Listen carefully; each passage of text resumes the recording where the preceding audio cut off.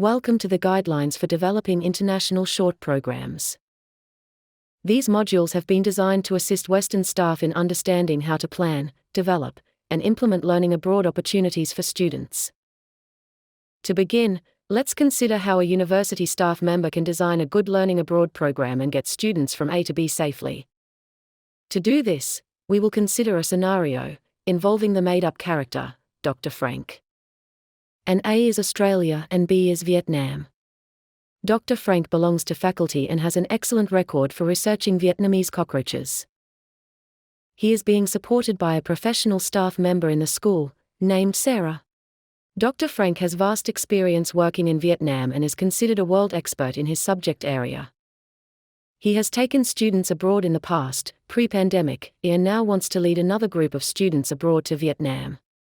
Dr. Frank considers himself proficient in international travel and all things learning abroad. He decides to design and implement a new program in Vietnam, ignoring the advice being offered from the international office. So let's now look at the basics and what's required.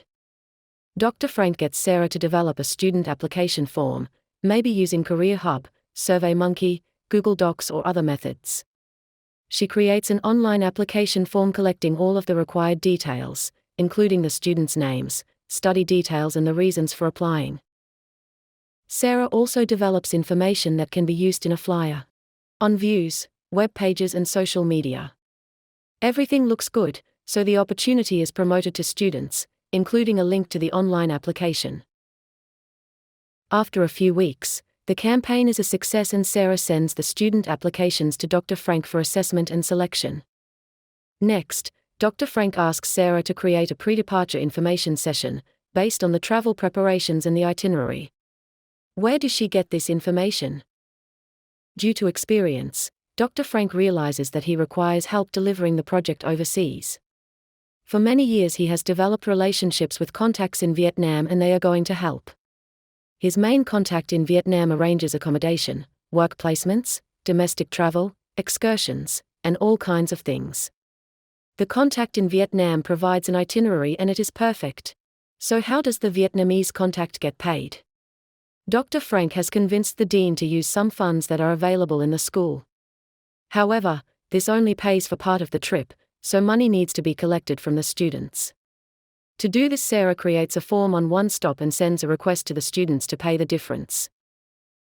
The overseas provider sends an invoice to Dr. Frank, a purchase order is created, and the Vietnamese contact is paid.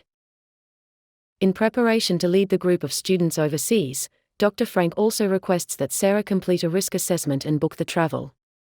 There are no challenges and the students go abroad.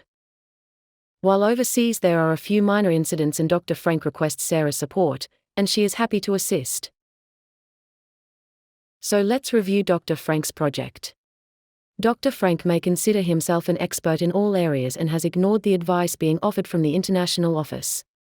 Many things have changed since 2019 and have been updated during the pandemic, including technologies and policies.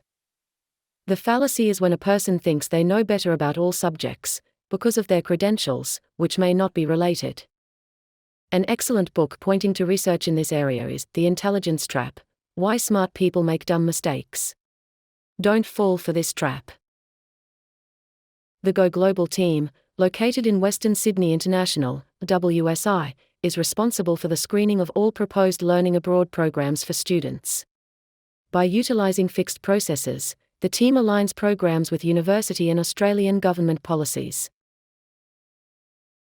Though unrelated to the pandemic, many of these policies were implemented from late 2019, and since there was no international travel from March 2020 onwards, people may not be aware of these policies. Let's now consider the program in this scenario. Dr. Frank had asked Sarah to create an application form using an existing internal or external platform. Although the application collected the required details, it failed to address conditions of participation and the previous mentioned policies. The best approach is to discuss the opportunity with Western Sydney International. The Go Global team will tailor an online application and web page specific for the program, using Teradata, also known as the Go Global portal. During the application phase, students are obligated to acknowledge conditions of participation, Comply with several policies. Complete an individual risk assessment. Disclose medical and mental health conditions. Download information about the university's medical assistance and travel security provider. Plus complete many other requirements. The information is stored centrally and easily accessible for government and university reporting. The Go Global portal is specifically designed for learning abroad. It is integrated with BENA and the travel registration process. It also provides information for the university's new health and security provider, International SOS. So continuing, Sarah had created an advertisement to recruit the students. When promoting the opportunity, the advertisement should explain to prospective students the final cost with inclusions and exclusions. Unfortunately, the cost of a program and international travel is often at the mercy of external conditions, such as the value of the dollar, the price of fuel, airline tickets and accommodation. If the cost of a program is increased after it has been advertised, and the students are required to pay more for the activity, this is called creep pricing, and it is illegal. As a result, it is important that Dr. Frank creates a project plan and budget that factors in prospective changes and how much it is going to cost for each student. The Go Global team will provide templates and initial advice, however ultimately the project plan and budget are Dr. Frank's responsibility. Next, to prepare for Predeparture, Dr. Frank asked Sarah to create an information session and collate information, based on the travel preparations and the itinerary provided by the main contact in Vietnam. What does Dr. Frank and Sarah really know about the overseas contact? Is there an agreement? University stakeholders are advised to only engage with organizations that have fulfilled the university's due diligence process and have a signed agreement. The International Office investigates several aspects about the history of a business, risk management, critical incidents, pastoral care of students, insurances, and foreign interference. After approval, the new provider will be required to sign an agreement. Without an agreement in place, procurement may prevent the payment of invoices. In preparation to lead a group of students overseas, Dr. Frank also requests Sarah to complete a risk assessment. Although Sarah may already be proficient at completing risk assessments, or not, did she take into account the numerous policies and mitigation strategies required for the risks?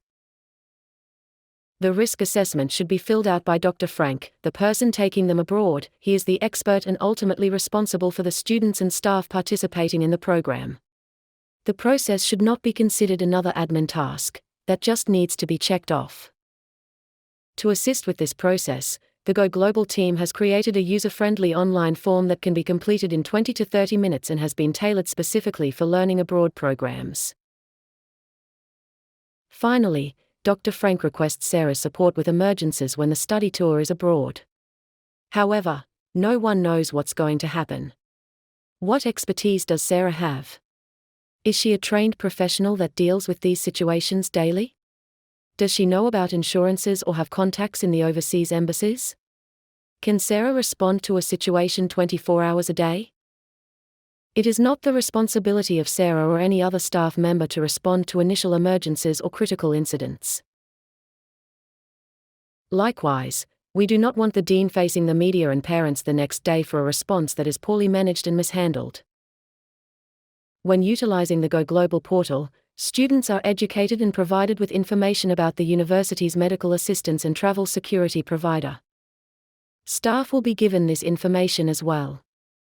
If a minor or major incident occurs overseas, in the first instance, do not call the international office or a university delegate. Staff and students must contact International SOS. International SOS will implement the correct protocol for dealing with any emergency or critical incident.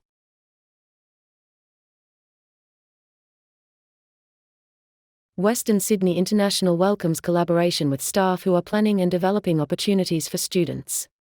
Considering the university's principles, our values define who we are and encourage in each other.